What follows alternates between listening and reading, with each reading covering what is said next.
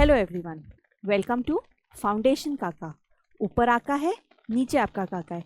मैं आपकी biology teacher doctor शनेता Sharma.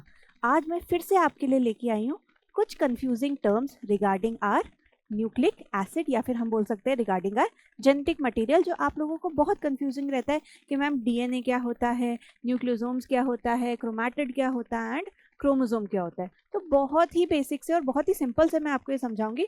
कुछ हम टर्मिनोलॉजीज में, कुछ हाई-फाई लैंग्वेज में हम नहीं जाएंगे। आज सिर्फ हम ये बेसिक टर्म्स समझ रहे हैं। तो सबसे पहले मैं बात करती हूँ कि भाई हमको क्या करना है। हमको एक बिल्डिंग बनानी है। अगर बिल्डिंग बनानी है तो आप उसका स्केच बनाओगे, या फिर मैं बोल सकती हूँ उसका ब्लूप्रिंट बनाओगे। जब तक ब्लूप्रिंट नहीं होगा आपको कैसे पता चलेगा वो बिल्डिंग कैसी दिखती है, राइट? वैसे ही उसी तरीके से जब हमको एक ऑर्गेनिज्म का ब्लूप्रिंट बनाना है तो हम क्या करते हैं, उसकी इंफॉर्मेशन को राइट डाउन करते हैं। वो जो रिटन इंफॉर्मेशन होती है वो कहाँ स्टोर्ड होती है? वो स्टोर्ड होती है हमारे डीएनए में।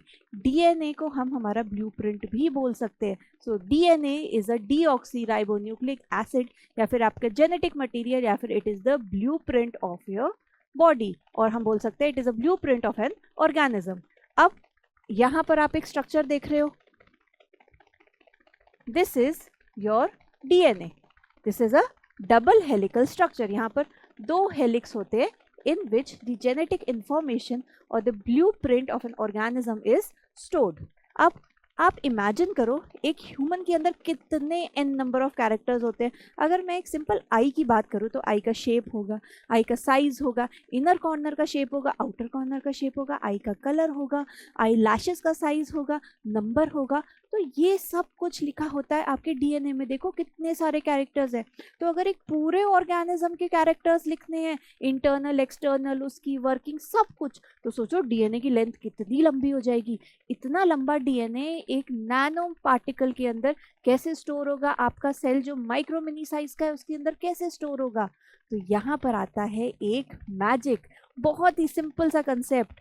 हम लट्टू से खेलते हैं, लट्टू देखा है सबने कैसा होता है? उसको चलाने के लिए हम क्या करते हैं, थ्रेड उस पर रैप करते जाते हैं, रैप करते जाते हैं, रैप करते जाते हैं।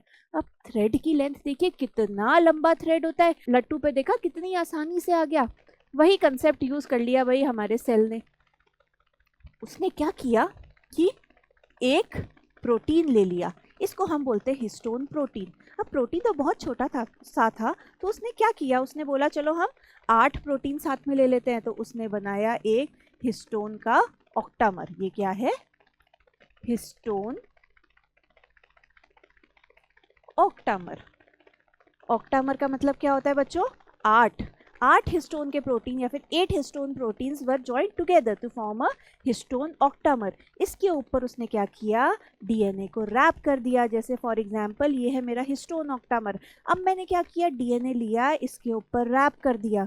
रैपिंग खत्म हो गई, उसके बाद मैंने एक और हिस्टोन ऑक्टामर लिया, फिर इसके ऊपर भी मैंने रैप कर दिया। ऐसे ये रैपिंग चलती गई चलती गई चलती गई। तो ये जो रैप्ड स्ट्रक्चर बना वो कहलाता है आपका न्यूक्लियोसोम। तो न्यूक्लियोसोम क्या है? It is the histone octamer on which the DNA is wrapped. अब आगे हम चलते हैं। अगर इसको आप देखोगे तो ये आपको कैसा लगेगा? ये देखो एक स्ट्रिंग है, उसके ऊपर बहुत सारे ऑक्टामर है। देखो किस तरीके का लग रहा है, बीड ऑन स्ट्रिंग अपीयरेंस, बिल्कुल आपकी मोतियों की माला की तरह। अब स्टिल भाई ये मोतियों की माला तो बड़ी लंबी है, हमको इसको भी छोटा करना है। तो हमने क्या किया, इन्हीं मोतियों की मालों को लिया और स्प्रिंग की तरह इसको कॉइल कर दिया। तो एक कॉइल स्ट्रक्चर बन गया।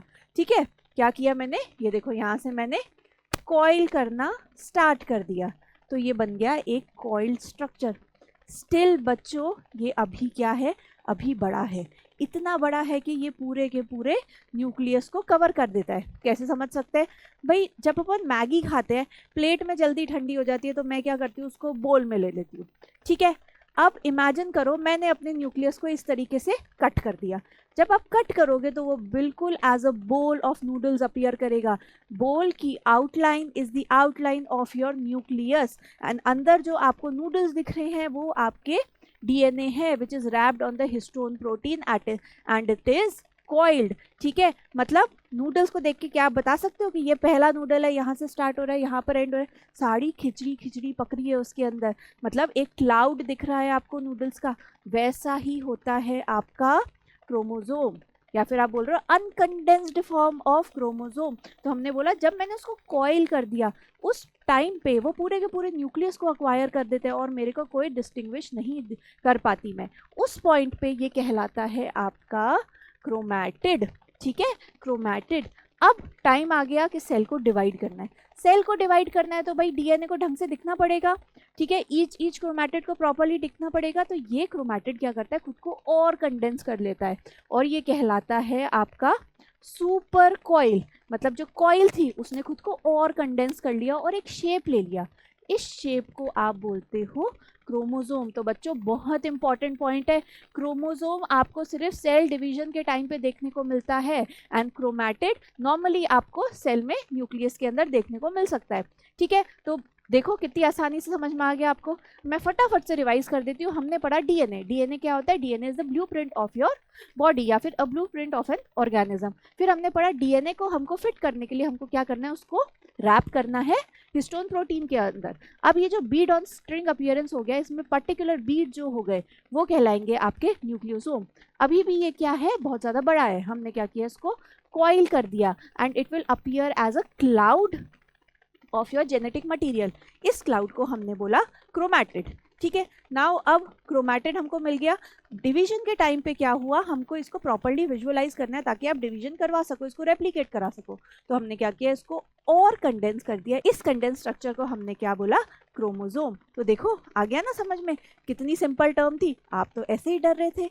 सो ऐसी ही और डिफिकल्ट टर्म्स को समझने के लिए और मस्ती से समझने के लिए stay tuned on our channel and do like, share and subscribe our video.